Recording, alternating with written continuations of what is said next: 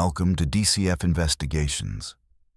Tonight, we are journeying back to a winter night in 1945, to a story that has haunted the American consciousness for nearly a century. It is a tale of holiday joy turning into ash, of a family torn apart not just by tragedy, but by a mystery so profound and unsettling that it defies the laws of physics and forensics. We are going to West Virginia, to the home of the Sodder family, where on Christmas Eve, 5 children vanished into the smoke, leaving behind no bodies, no bones, and no answers. This is the exhaustive, complete story of the Sodder Children disappearance. To understand the magnitude of this mystery, we must first immerse ourselves in the atmosphere of the time and place. It was 1945. The Second World War had finally come to a close, and a sense of relief and optimism was sweeping across the United States. Soldiers were returning home, the economy was beginning to boom, and for families like the Sodders, living in the tight-knit community of Fayetteville, West Virginia, the future seemed bright. Fayetteville was a place where neighbors knew neighbors, a community built on coal and hard work, nestled in the Appalachian Mountains. It was a place where doors were often left unlocked and safety was taken for granted. At the center of our story is George Sodder. George was a man of immense character and complexity. Born Giorgio Sodu in Tula, Sardinia, Italy in 1895, he immigrated to the United States at the age of 13. He was an older immigrant compared to some, and he came alone, accompanying an older brother who immediately turned back to Italy as soon as George cleared customs at Ellis Island. George was left to navigate this new world by himself. He worked on the railroads, heaved supplies in the mines, and eventually, through sheer grit and determination, founded his own trucking company. By the 1940s, George was a successful businessman, a respected figure in the local Italian-American community, and a man who provided a comfortable, upper-middle-class life for his large family.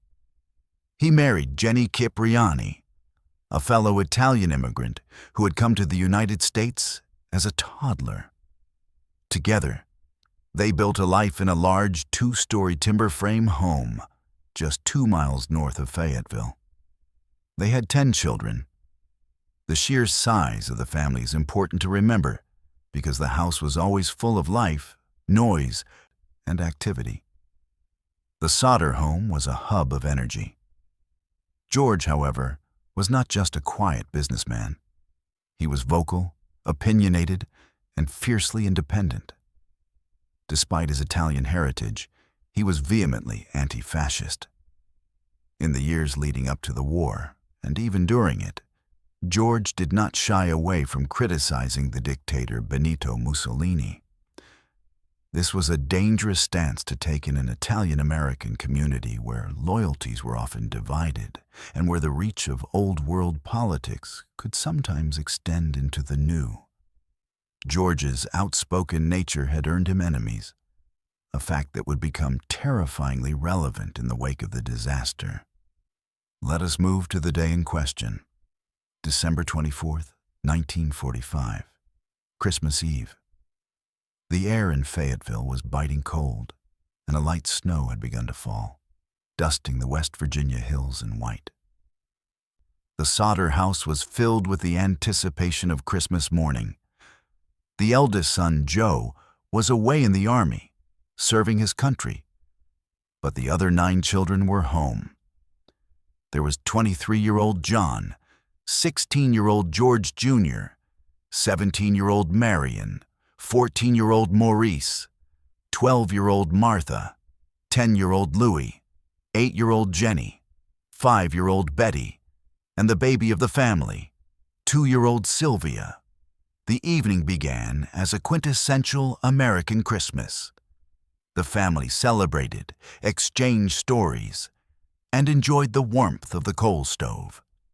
Marion, the eldest daughter at home, had returned from her job at a dime store in downtown Fayetteville with surprise gifts for her younger siblings, toys and chocolates that thrilled the little ones.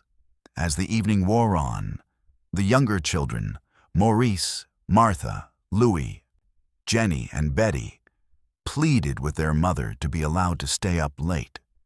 They wanted to play with their new toys and listen to the radio. Jenny Sodder, exhausted from the holiday preparations, but happy to see her children's joy, agreed. She told them they could stay up, but only as long as the two oldest boys, John and George Jr., were still awake. She also gave them a list of chores to complete before they went to bed. They needed to make sure the chickens were fed and the cows were put away. Around 10 p.m., Jenny took the youngest child, Sylvia, upstairs to bed. George was already asleep, having had a long day of work. The house began to settle, though the 5 middle children remained downstairs, soaking in the magic of Christmas Eve. The timeline of what happened next is a sequence of bizarre and unsettling events that suggest this was no ordinary accident. At 12:30 a.m., the phone rang. Jenny Sodder woke up. She stumbled out of bed, went downstairs, and answered it. On the other end of the line was a female voice she did not recognize. The woman asked for someone whose name Jenny did not know. In the background, Jenny could hear the clinking of glasses and raucous laughter, as if a party were going on.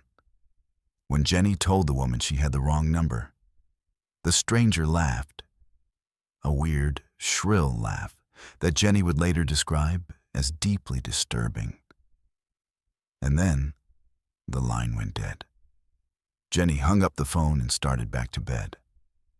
As she walked through the house, she noticed that the lights in the living room were still on, and the curtains were not drawn. This was unlike her children, who were usually diligent about their chores. She assumed the children had simply fallen asleep elsewhere in the house or had gone up to the attic where the boys slept. She turned out the lights, drew the curtains, and returned to her bedroom. Just as she was drifting back to sleep, roughly 30 minutes later at 1 a.m., she was startled again. This time, it was a loud bang on the roof, followed by a rolling noise. It sounded like something heavy, perhaps a rubber ball or a clod of ice, rolling along the roof shingles and landing with a thud. She listened for a moment, but silence returned to the house. Dismissing it as the weather, she went back to sleep. The nightmare truly began half an hour later. At approximately 1:30 a.m., Jenny woke up for the 3rd time. This time, it wasn't a sound that woke her, but the smell of smoke. She sat up and saw smoke seeping into the bedroom. Panic set in instantly. She shook George awake, screaming that the house was on fire. George sprang into action. They ran into the hallway and found that the staircase leading to the attic was engulfed in flames. The fire seemed to be originating from the fuse box area or the office, but it was spreading with terrifying speed. George and Jenny shouted for their children. They grabbed little Sylvia from her crib. The older boys, John and George Jr., who had been sleeping in the attic room, were roused by the smoke and the shouting. They tumbled down the stairs, their hair singed by the heat. Marion, sleeping in the downstairs bedroom, also escaped. George, Jenny, John, George Jr., Marion, and Sylvia made it out into the snowy yard. They stood in the freezing cold, gasping for air, and turned to look at the house. The fire was roaring now, consuming the timber frame. But 5 children were missing: Maurice, Martha, Louis, Jenny, and Betty. They were seemingly trapped in the 2 bedrooms upstairs in the attic space. George Sodder was a man of action, and he did not hesitate. He was determined to save his children. He assessed the situation rapidly. The staircase was blocked by a wall of fire, so he needed to reach the attic windows from the outside. He ran to the side of the house where he kept his ladder, a strong, heavy ladder that was always leaning against the wall for maintenance. But the ladder was gone. It was simply not there. Desperate, George tried to scale the wall with his bare hands. He broke open a window, slicing his arm deeply on the glass. Blood pouring down his limb. But the distance was too high, and he couldn't pull himself up. He then remembered his trucks. He had 2 coal trucks parked near the house. His plan was to back one of the trucks up to the wall, climb onto the cab, and reach the attic window from there. He ran to the first truck, jumped in, and turned the key. It cranked, but it would not start. This was inexplicable. The truck had been working perfectly the day before. He ran to the second truck. He tried the ignition. It, too, refused to start. Both vehicles, reliable workhorses, were suddenly dead. In a frenzy of desperation, George saw a rain barrel filled with water nearby. He tried to move it, hoping to use it as a step or to throw water on the flames. But the water inside was frozen solid, anchoring the barrel to the ground. The elements, the machinery, and the tools he relied on had all failed him simultaneously. While George was fighting a losing battle against the mechanics of the situation, Marianne ran to a neighbor's house to call the fire department. She frantically dialed the operator, but she could not get a connection. The line was dead. A neighbor who had seen the flames drove to a nearby tavern to call from there, but they too could not reach the operator. Finally, that neighbor drove into town to physically locate the fire chief, F.J. Morris. The fire department in Fayetteville was a volunteer force. In 1945, the system for alerting them relied on a phone tree, where one person called another who called another. But with the phone line seemingly down or the operator unreachable, the message was delayed. It was not until 8 a.m. the next morning that the fire truck finally arrived at the Sodder home. By then, the house was nothing but a smoking cellar hole filled with ash. The fire had burned for hours, collapsing the roof and the floors into the basement. The family, huddled together in shock and grief, waited for the firemen to sift through the ashes. They expected the grim reality of recovering the bodies of their 5 children. They prepared themselves for the worst. But as the firemen and volunteers raked through the debris, moving sheet metal and charred beams, they found something that defied explanation. They found nothing. There were no bodies. There were no skulls. There were no long bones. In a house fire, even a hot one, the human skeleton is remarkably resilient. It takes extreme, sustained heat, around 2,000 degrees Fahrenheit for 2 hours or more, to cremate a body to ash, and even then, bone fragments and teeth remain. The Sodder house burned quickly, collapsing in roughly 45 minutes. The fire was fueled by wood and coal, which burns hot, but generally not hot enough to completely vaporize 5 human skeletons without a trace. The investigators found kitchen appliances that were twisted but recognizable. They found unburned chunks of coal. They found remnants of the tin roof. But of Morris, Martha, Louie, Jenny, and Betty, they found absolutely zero physical trace. The local coroner convened a hasty inquest. He told George and Jenny that the fire had been so intense it had completely consumed the children. He issued 5 death certificates, citing fire or suffocation as the cause. The grief-stricken parents, in a state of shock, accepted this initially. They buried the idea of their children in their hearts, but not in the ground, because there was nothing to bury. However, as the shock began to wear off and the fog of grief lifted slightly, George and Jenny began to notice the anomalies. The pieces of the puzzle did not fit the picture of a simple accidental fire. First, there was the matter of the lights. Jenny recalled that the Christmas lights were still on in the downstairs rooms while the fire was raging in the attic. If the fire had been caused by faulty wiring, as the officials suggested, the power likely would have gone out immediately. Then there was the phone. It was later discovered that the phone lines leading to the house had not been burned through by the fire. They had been cut. Someone had climbed the pole and cleanly sliced the wire. This explained why Marion couldn't get a dial tone. But strangely, the person who cut the wire had made a mistake. They had cut the line connecting the main phone to the extension, not the main line to the pole. Or they had confused the power line for the phone line. The details on this vary in reports, but the fact remained. Intentional sabotage had occurred on the communication lines.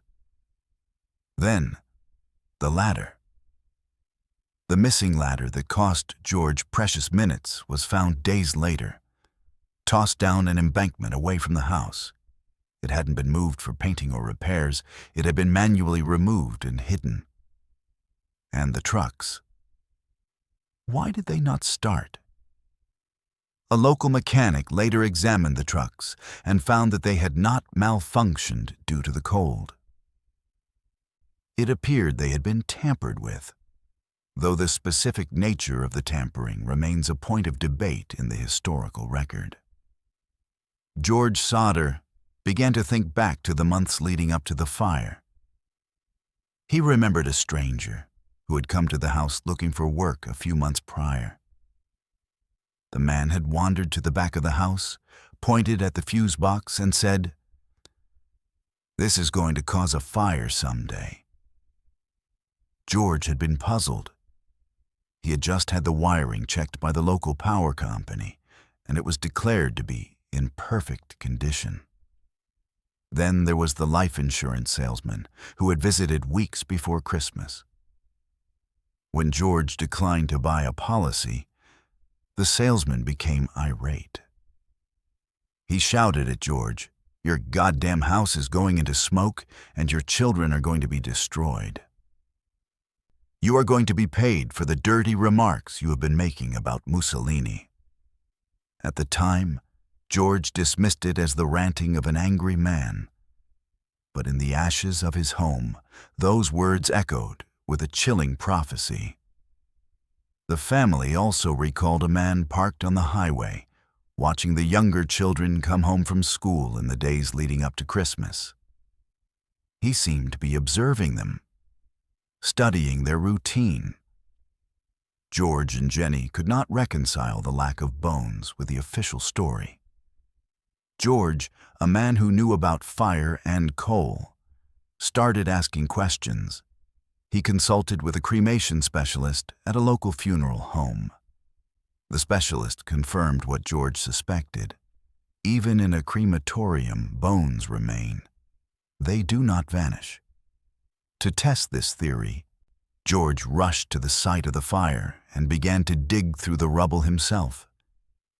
He killed chickens and burned them in a fire to see if the bones would disappear. They did not. He was convinced his children were not in that cellar. If they were not in the fire, where were they?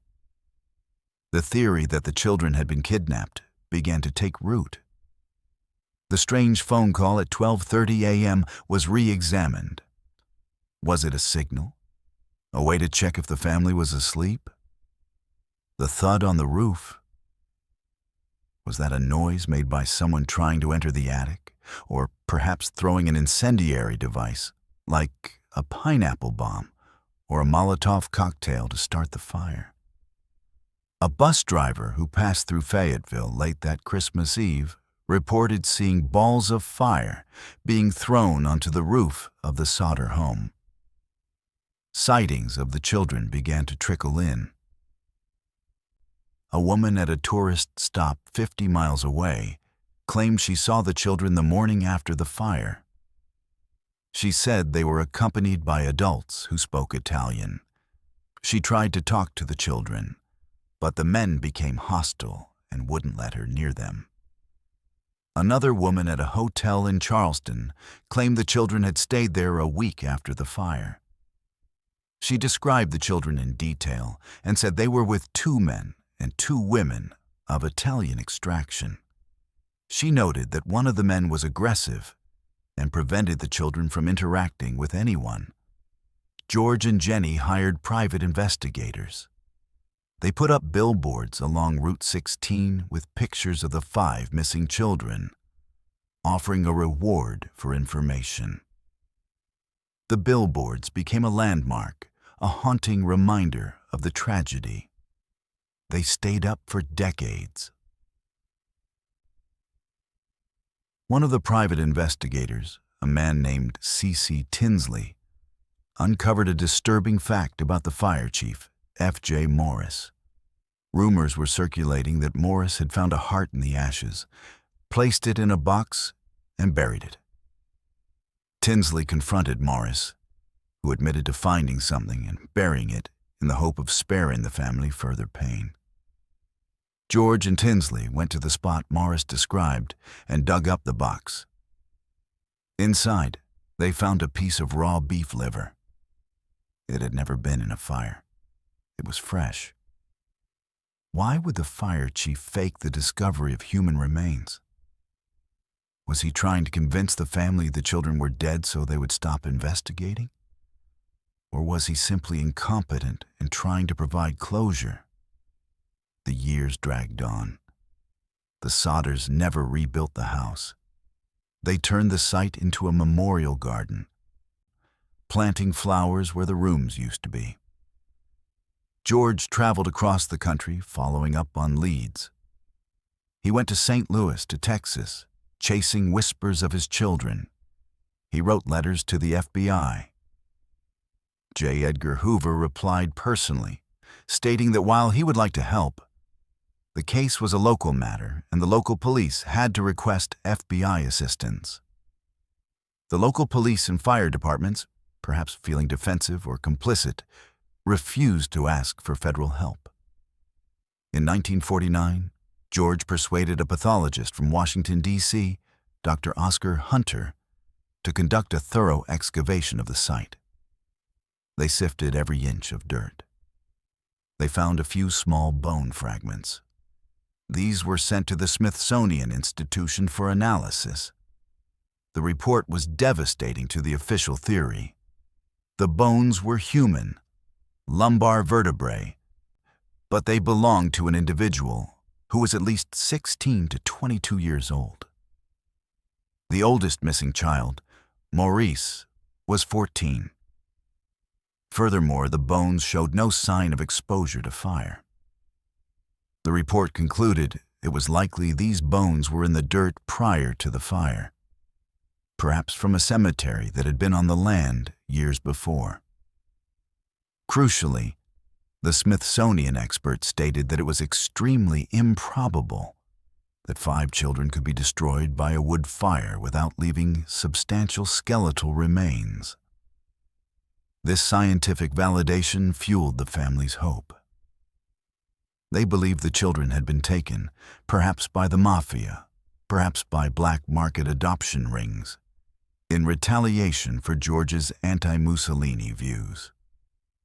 The salesman who threatened them, the cut wires, the missing ladder, it all pointed to a coordinated extraction. Decades passed. George died in 1969, his heart broken, but his resolve unshaken. Jenny continued to wear black as a sign of mourning, but kept the billboard up. Then, in 1968, a year before George's death, a bizarre piece of evidence arrived in the mail. It was an envelope postmarked from Central City, Kentucky. There was no return address. Inside was a grainy, black and white photograph of a young man. He looked to be in his mid-20s. He had dark curly hair and strong Italian features. On the back of the photo, a handwritten note read, "Louis Sodder, I love Brother Frankie. Elil Boys, A90132. The family stared at the photo. The young man bore a striking resemblance to Louis, who was 9 when he disappeared. The eyes, the shape of the nose, even the tilt of the ear seemed to match. They hired a private detective to go to Kentucky and find the man in the photo. The detective took the money, left for Kentucky, and was never heard from again. He vanished, just like the children. The Sodders were afraid to publish the photo widely, fearing that if it was Louis, exposing him might put him in danger. They added the photo to the billboard, hoping someone would recognize him, but no credible leads ever surfaced. Was the photo a cruel hoax? Or was it Louis reaching out from a life he'd been forced into? The reference to Brother Frankie remains a mystery, as there was no Frankie in the immediate Sodder family. Some theorize Elil refers to little, or perhaps a military unit code. The numbers remain undeciphered. Jenny Sodder died in 1989. The billboard finally came down shortly after her death. The surviving children and grandchildren continue to wonder, but the active investigation largely ceased. The site of the house has been reclaimed by nature, the flowers Jenny planted long gone. Today, the disappearance of the Sodder children remains one of the most baffling cold cases in American history. Modern forensics experts who review the case almost unanimously agree on one thing. The children did not die in that fire. The heat was insufficient, the duration too short, and the lack of remains scientifically impossible. So, what happened? There are the theories of the mafia. In the 1940s, selling children into illegal adoption rings was a known criminal enterprise. Did someone want to punish George Sodder and turn a profit at the same time? Were the children taken to Italy? There were rumors that the children were seen in a hotel in Charleston, accompanied by adults who forbade them from speaking. There was the report from the missionary, who saw a picture of the children in a newspaper and claimed to have seen them at a home in Texas. Or was it a local vendetta? The cut phone lines and the tampering with the trucks suggest a perpetrator who knew the layout of the property and had access to the vehicles.